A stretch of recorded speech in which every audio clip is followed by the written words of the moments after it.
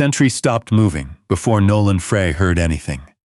One step Nolan was watching the trail ahead, the next he was walking alone, and the only sound behind him was his own boots on frozen leaves.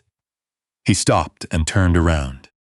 The dog stood in the center of the path, maybe 10 feet back. His dark ears were forward, his chest dropped, his attention fixed on something through the bare trees ahead. Something Nolan hadn't registered yet. A slow thread of steam rose from Sentry's muzzle with each exhale into the November cold. The dog wasn't growling. He wasn't afraid. He was simply finished moving. The way a door is simply closed. Nolan didn't say anything. He took 2 quiet steps back to the dog's left shoulder and looked in the same direction. The trees here were old, hickory and white oak, most of their leaves stripped by October, the pale winter light falling through them unevenly. The trail bent right about 30 yards ahead, disappearing behind a long limestone bluff. Above the tree line, just barely framed by the gap in the canopy, something rose against the gray sky. A structure, wooden tall. Not a deer stand. Nolan's weight shifted without him deciding to shift it. His shoulders dropping, his eyes narrowing the same way they had on a dark street in Kandahar 11 years ago, when a building held something no one had put in the brief. He stood still and watched. Sentry hadn't moved. "Okay," Nolan said. The dog's ear flicked once toward him. They moved forward together. He was 54 years old and had been living out of a 2003 Ford F-250 for going on 6 years. The truck had a bed topper, a sleeping pad, a camp stove, and 2 duffel bags that held nearly everything he still owned. He drove Forest Service roads and state routes. Nobody put in a GPS, stayed a few weeks in a county before moving on, and kept to himself in a way that was not unfriendly but was very complete. His name was Nolan Frey. 14 years in naval special warfare. 3 combat deployments. He had been someone people relied on without question for a long time, and he had known what that felt like, that specific weight of other men's lives sitting on a decision that was his alone to make. He also knew what happened when that decision went wrong. The night it all ended had no official name. There was a review board and a report and a word, honorable, that appeared in the paperwork. He had folded the discharge papers 3 times and put them at the bottom of a duffel bag and not looked at them since. He did not think the word was wrong, exactly. He just didn't think it fit what had actually happened. Sentry had come from a handler he'd known on his 2nd deployment. A working dog specialist who'd retired and opened a small training operation in Georgia. When the man called and said he had a German shepherd who'd been medically retired and needed a specific kind of home, Nolan had driven 6 hours without asking many questions. The dog was 8 years old, dark-coated, with a scar along his left foreleg, and the kind of calm that wasn't passivity but competence. He'd been reading Nolan since the first day without flinching at what he found. 4 years now. A lot of ground covered between them. The structure came into full view when they cleared the bluff. A fire lookout tower. The legs were cast iron, anchored in concrete pads that had cracked and tilted over decades but still held. The cab at the top, 40 feet up, maybe more, was wood-sided, its windows reduced to open gaps on 3 sides. One shutter on the south face hung half loose and moved in the wind with a soft, irregular sound. Nolan had the topographic map folded in his jacket pocket. He had studied the section of the Daniel Boone National Forest he was walking before setting out that morning. The 124,000 sheet showed this ridge as unnamed. It showed no tower. He scanned the base. Leaf litter banked against the iron legs, years of it, compressed and dark. The concrete pads were black with lichen. But the cab above, he looked more carefully. The wood was old, dark the way long weather made things dark. But the corner joints held. The boards didn't sag. On the lower section of the outer railing, a short length of newer timber had been fitted alongside the original, the pale grain still visible against the gray. Someone had replaced that railing. Not recently, but not 30 years ago either. Sentry worked the base in a slow circle, nose close to the ground, reading the space in layers Nolan couldn't access. Then the dog came back around to the foot of the ladder, stopped and looked up the rungs. Then back at Nolan. "Yeah," Nolan said. He put his boot on the first rung. The cab was 8 feet square, maybe less. A wooden bench ran around 3 walls. At the center, a rusted firefinder sat on a rotted mount, its sighting ring tilted but still intact.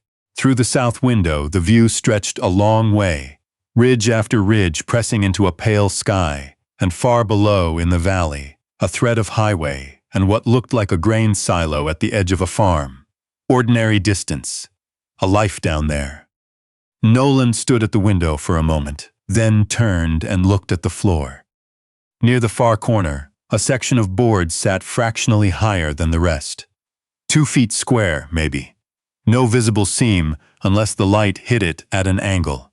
The grain pattern didn't align with the planks on either side. Sentry walked directly to it and sat down. Nolan crossed the cab and crouched. He pressed 2 fingers against the center. A slight give. He ran his fingers along the edge until he found a notch on the far side, barely wide enough for one finger to hook into. He pulled. The panel lifted clean, hinged at the back, fitted so precisely that the gap was invisible from above. Below it, a shallow space lined with weatherproofed canvas. Inside, a flashlight, a small first aid kit, 3 emergency Mylar blankets in their packaging, a glass jar sealed with wax, and pressed against the far side, 9 composition notebooks bound with a rubber band, their covers swollen at the edges from years of humidity. Sentry pressed his nose toward the jar, pulled back, settled. Nolan lifted the notebooks out first. He opened the first one. The handwriting was small, slanted, controlled. November 4, 2001. Day 1 here. The cab held through October better than I expected. Found water damage on the east-facing boards. Replaced 6. Brought up the last of the supply cache from below. Staying is the decision. I know that now. He turned the page. Observed 2 hikers on the lower trail, moving too fast for the conditions. Left markers at the junction near the creek crossing to redirect them away from the eroded section. They adjusted course. Neither looked up. And the next. Woman, alone, late afternoon, approaching the ridgeline in deteriorating light. No headlamp visible. Left the emergency lamp at the 3rd blaze marker. She found it. Kept moving. Safe descent before dark. Nolan set the notebook down. He sat on the bench for a moment, with his hands open on his knees. Outside, the wind moved across the ridge, and the loose shutter knocked twice against the wall. He picked up notebook 4. The pattern continued. Observations, small interventions, invisible adjustments. Water left at a dry stretch of trail. A loose section rerouted with placed stones. A downed limb dragged off a switchback. Entry after entry, season after season. The same controlled handwriting, the same absence of self-explanation. Whoever had kept these records did not explain their reasons. They simply recorded what they had done and moved on to the next entry. Nolan was in the middle of notebook 5 when he found the one that changed the temperature in the room.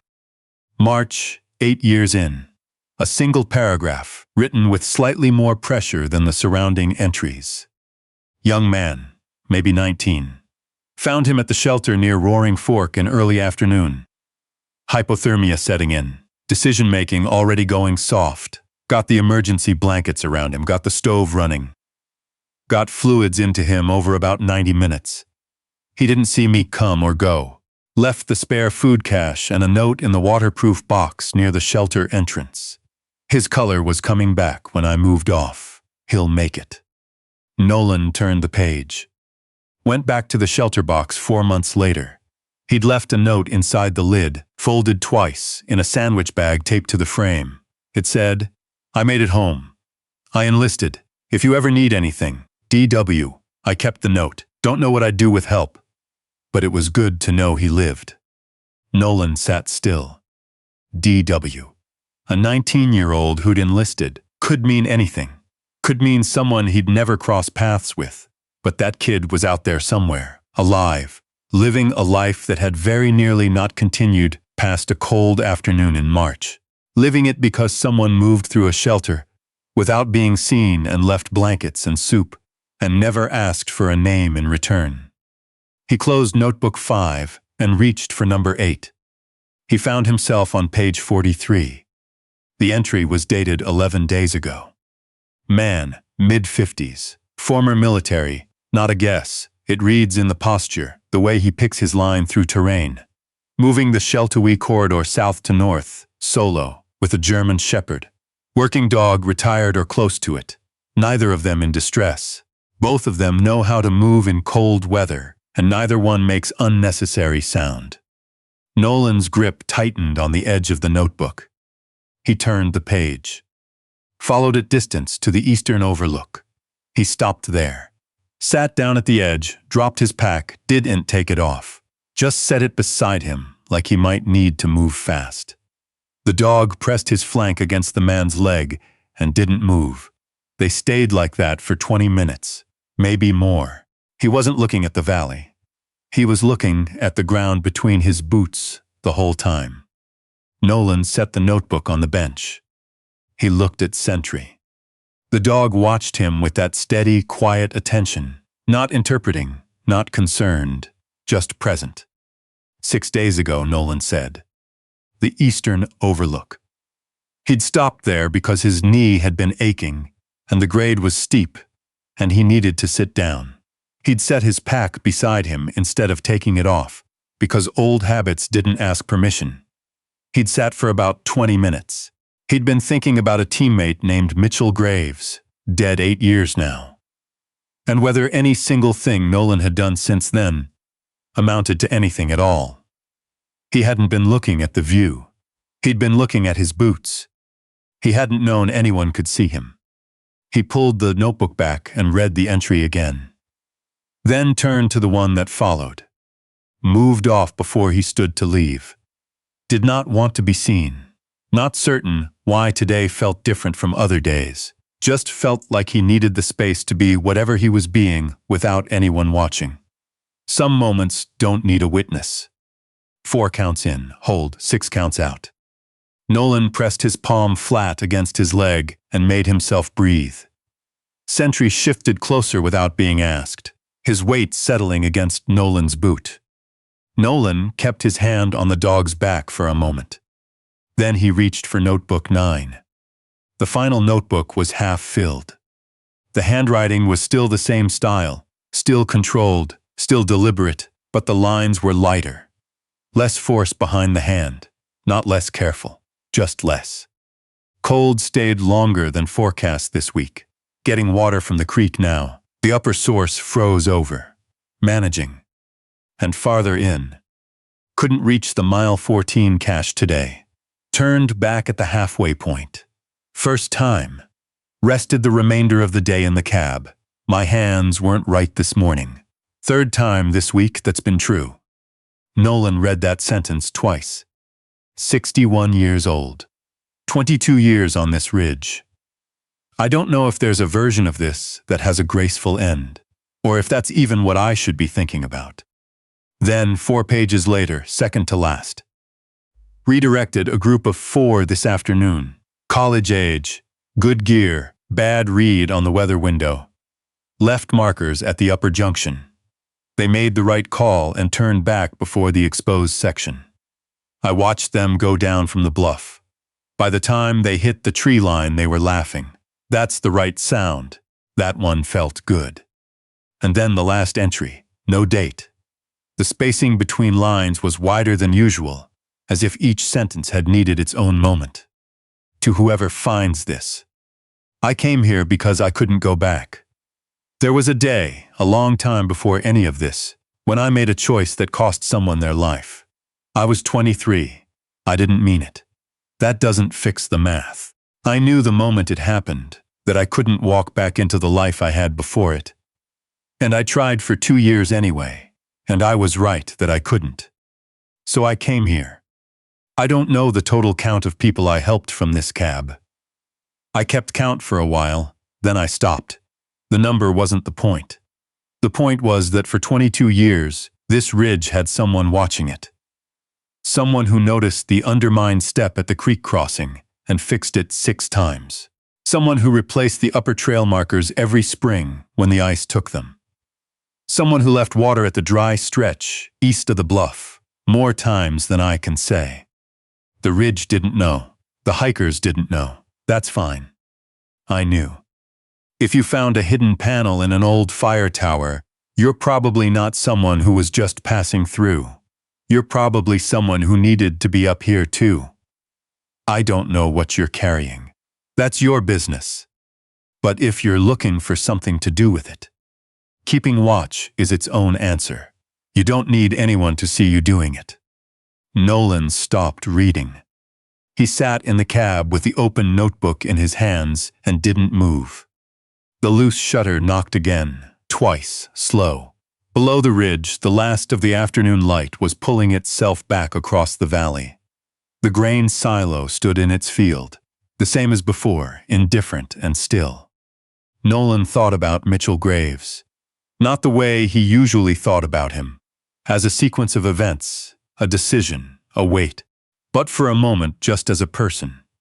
The way Graves used to stand in a doorway with one shoulder dropped against the frame, the sound of his voice saying something low and dry when things got tense, the specific way he was alive in a moment before he wasn't. 8 years Nolan had carried that, like the weight was the only honest thing left to do with it. He looked down at the notebook. 22 years of watch kept in an unmarked cab on a ridge no one mapped. 61 years old and hands that weren't steady, and a cache that took twice the effort to reach. And still, the last entry in the record was a group of 4 college kids who made the right call and were laughing when they hit the tree line. The worker was gone. The work was still here. The markers were on the trail. The cache was below the ledge. The step at the creek crossing was fixed. None of it disappeared when the person who built it did. 4 counts in, hold, 6 counts out. Nolan exhaled slowly and felt something in his chest move. Not release, not relief, but a shift. Like weight that had been pressing sideways for a long time, finding a different surface to rest against. He closed notebook 9 carefully. He placed all 9 notebooks back in the compartment in order, spine numbers facing up, and lowered the panel. He pressed the edges until the seam disappeared. He stood and looked around the cab one last time. The firefinder on its rusted mount, the bench along 3 walls, the long south window and the valley going gray in the fading light. "Okay," he said. Sentry stood. On the way down the ladder, Nolan's boot found a rung that flexed under his weight, still holding, but the wood had gone soft. He stopped and tested it twice, then climbed back to the ground and rummaged in his pack for the section of steel core cord he kept for gear repair. He spent 15 minutes, wrapping it around the compromised rung and anchoring it to the iron frame, above and below, the same way he'd learned to field rig loads, in conditions where failure wasn't acceptable. When he stepped back and looked at it, there was almost nothing to see from below. Just a small addition of cordage that someone moving fast might not notice at all. That was fine. He picked up his pack and moved south down the trail. About a mile out, he remembered the flat crossing stone over the drainage channel, the one that was stable in dry conditions and treacherous in wet, where the runoff had carved the base hollow. He'd cataloged it on the way in without meaning to, the way he still cataloged things automatically. He crouched at the crossing and spent 11 minutes shifting stones from the adjacent bank to fill the gap beneath the flat rock, packing gravel into the base with his heel. Sentry watched from the dry side. When Nolan tested his full weight on the stone, it didn't move. He looked at what he'd done. It just looked like a stable stream crossing, which was the point. He kept moving. At the junction marker where the trail dropped toward the lower valley, he shrugged his pack around and found the 2 extra liters he kept for emergencies and the granola bars he'd been planning to eat that evening. He walked 15 yards off the trail to a large split-face limestone boulder at the edge of a small clearing. The kind of landmark you could describe from memory and find again, and set the water and food in the sheltered notch of the split, out of direct rain, visible to someone looking but easy to miss otherwise. He didn't leave a note. He walked back to the trail, adjusted his straps, and stood for a moment looking south down the path ahead. The light was almost gone, 3 miles to the truck. After that, wherever came next, a different ridge, a different section of trail nobody had checked recently. He didn't know where yet. Sentry moved up to his left shoulder. At the long curve near the bottom of the descent, where the trail bent east and the bluff blocked the tower from sight, Nolan stopped and turned once to look back. Nothing visible up there now.